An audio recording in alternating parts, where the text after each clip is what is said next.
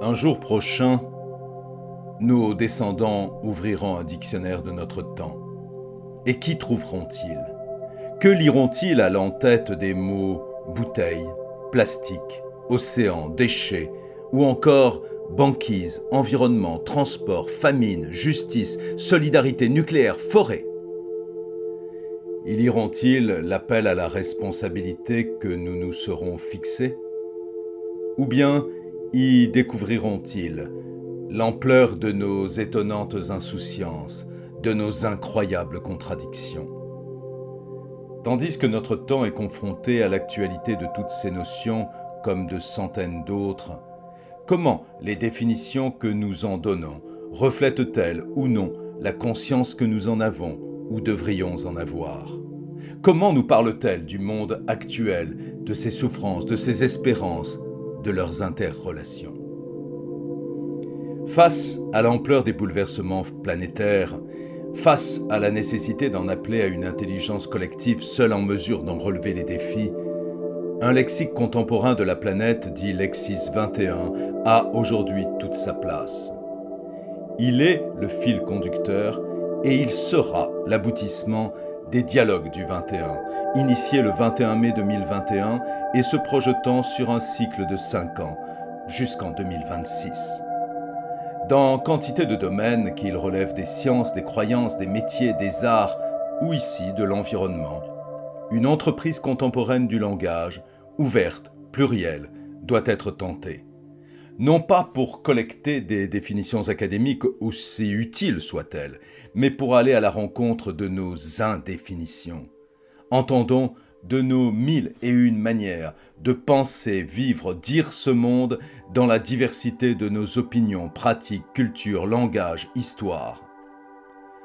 Pour cet acte 2 des dialogues du 21, ainsi consacré en l'environnement, nous avons jugé qu'un récit introductif pourrait servir de préambule.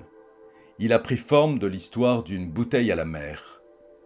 Traduite en un certain nombre de langues grâce aux concours les plus précieux, albanais, allemand, anglais, arabe, chinois, coréen, japonais, lingala, néerlandais, persan, polonais, portugais, swahili, d'autres les y rejoindront, cette histoire esquisse l'entrelac dans lequel nous sommes collectivement embarqués. Nous avons choisi d'y mettre en relief 52 mots-clés.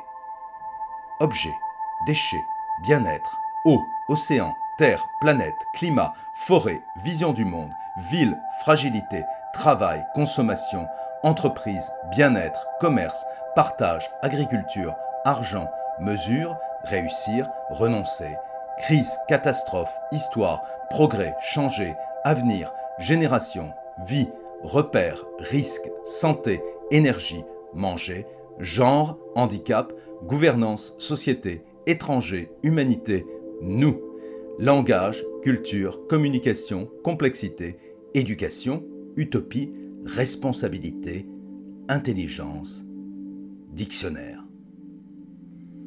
Prolongeant l'histoire, le propos qui suit suggère de partir de chacun de ces mots, en naviguant vers un ou plusieurs échos culturels susceptibles d'en nourrir la réflexion. Un poster en reprend l'enchaînement, et pendant que nous nous y laissons voguer d'une notion à l'autre, une question essentielle s'y dresse. En quoi les cultures et langues du monde peuvent-elles nous aider à questionner tous ces thèmes? Quelle richesse, quel savoir, quelle sédimentation sur le temps souvent long ont-elles à partager avec nous pour nous aider à grandir? Écouter nos différences de point de vue, tenter d'opérer leur synthèse, voilà notre credo. En quelque sorte, contribuer à éclairer l'étendue de nos différences pour mieux bâtir l'urgence de nos accords. Oui, les cultures et langages peuvent nous y tendre la main. Saurons-nous la saisir? Lexis 21 invite à le croire.